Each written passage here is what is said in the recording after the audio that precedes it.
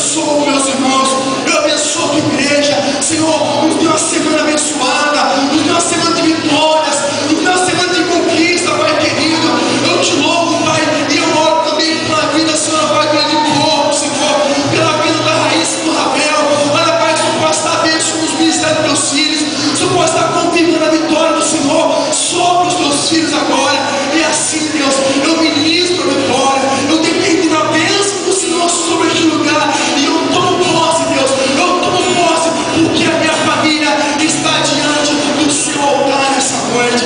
Deus, obrigado por tudo, Senhor. Obrigado, Pai, porque a vitória do Senhor está sobre as nossas vidas. Obrigado, Pai, porque a bênção do Senhor está sobre este lugar para sempre. E assim, Deus, eu abençoo agora a vida de cada filho do Senhor agora, em nome de Jesus, em nome de Jesus. Amém. Senhor, eu agradeço a vida de boa, obrigado, filho, Deus te abençoe em nome de Jesus. Raíssa, Deus abençoe vocês. Todos os instantes, Deus abençoe vocês. Essa igreja é uma igreja de família, tá? Então sinta a vontade no nosso meio. Que Deus te abençoe. A família apostólica te ama em nome de Jesus. Levanta sua mão pro alto nessa noite.